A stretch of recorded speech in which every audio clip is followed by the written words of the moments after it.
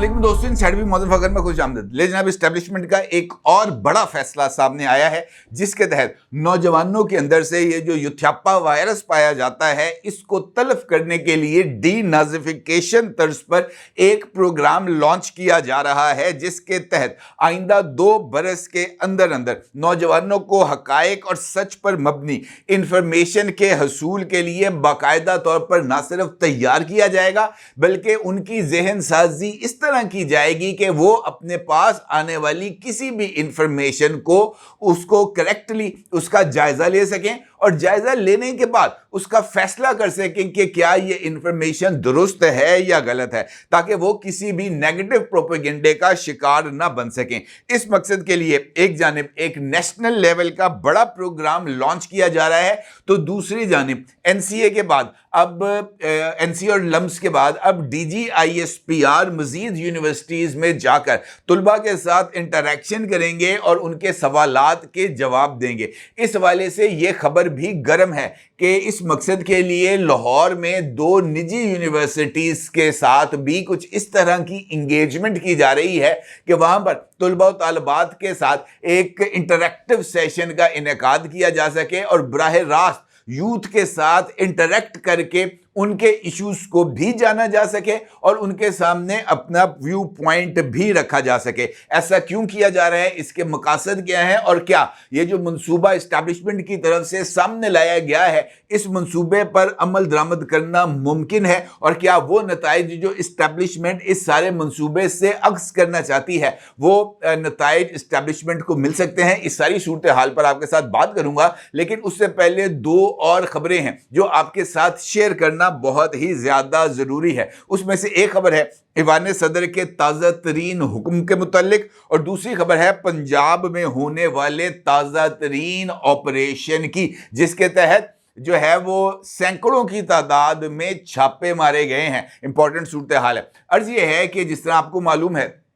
कि हर एक पार्लिमानी साल के इख्तिताम पर जो सदर ममलिकत हैं वो पार्लियामेंट के ज्वाइंट सेशन से खिताब करते हैं और उस खिताब के बाद ही नया पार्लिमानी साल शुरू होता है और पार्लियामेंट अपने अगले साल का जो भी उसका प्रोसीजर है वो उसके तहत अमल दरामद करती है। अब इस मकसद के लिए ईवान सदर जो है वो मुतहर्रक हुआ है और सदर साहब की जो तकरीर होनी है ज्वाइंट सेशन के अंदर उसके लिए पॉइंट्स जो है वो रेडी किए जा रहे हैं। इस मकसद के लिए ईवान सदर की तरफ से एक लेटर जारी किया गया है और ये लेटर प्राइम मिनिस्टर ऑफिस के साथ साथ कैबिनेट डिवीजन को भी भिजवाया गया है और इस लेटर में ईवान सदर ने वजीर आजम से या हुकूमत की 1 साल की कारकर्दगी की तफसीलात तलब की हैं। इस लेटर में मुखातब करके ये बात कही गई है कि जनाब वफाकी हुकूमत अपनी जो भी उनके मुख्तलिफ शोबा हयाजात के अंदर जो उनकी कारकर्दगी है उसकी तफसीलात दें,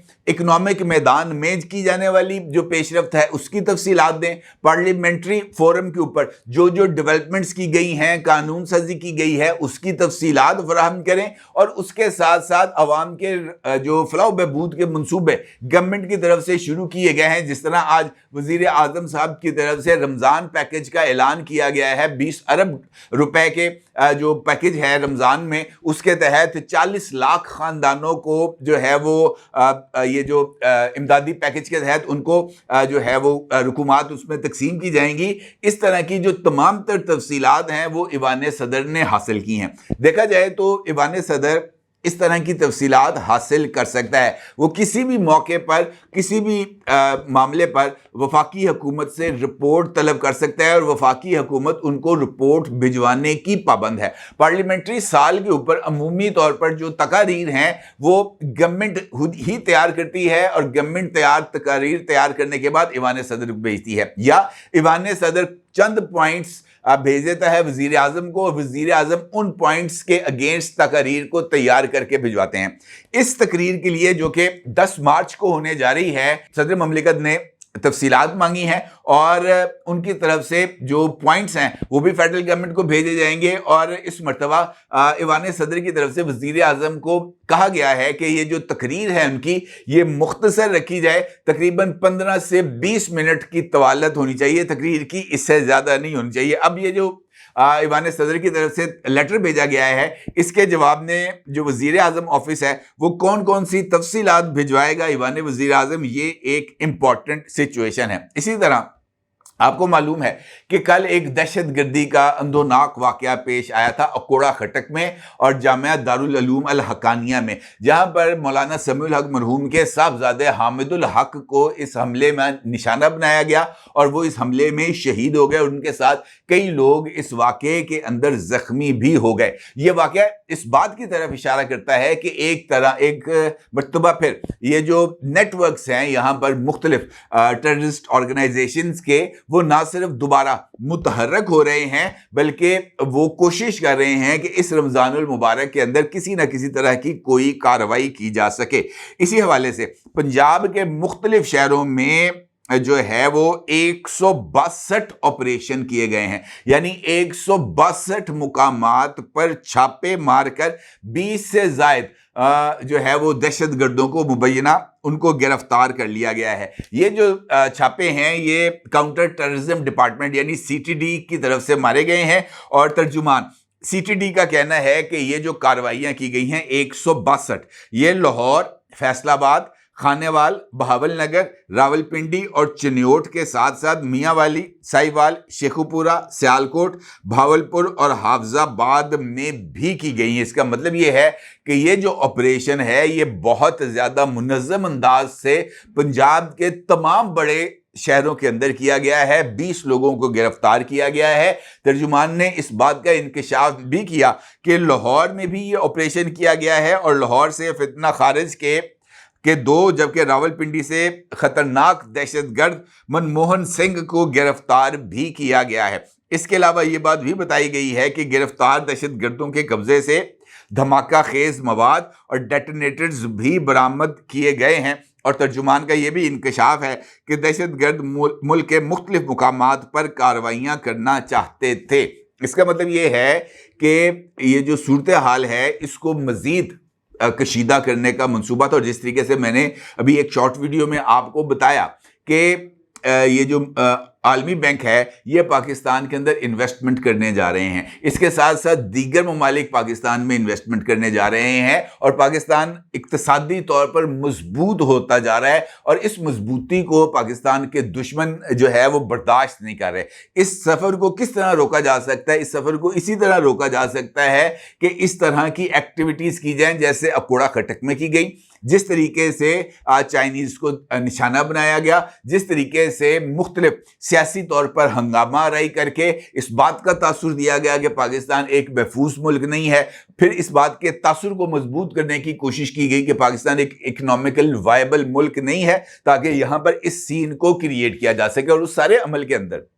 بنیادی طور پر ہمارا جو نوجوان ہے وہ ڈائریکٹلی انڈائریکٹلی چاہتے ہوئے یا نہ چاہتے ہوئے اس مہم کا حصہ بن رہا ہے، اور وہ ایک ایسے پروپیگنڈے کا شکار ہو رہا ہے جس کا شکار اس کو نہیں ہونا چاہیے۔ بدقسمتی سے پاکستان کے اندر جو نظام تعلیم ہے آج کل کا، خاص طور پر وہ بچوں کو رٹا مارنے پر یا ان کی یادداشت کا امتحان لینے پر جو ہے وہ فوکس کرتا ہے، ان کو جو ہے وہ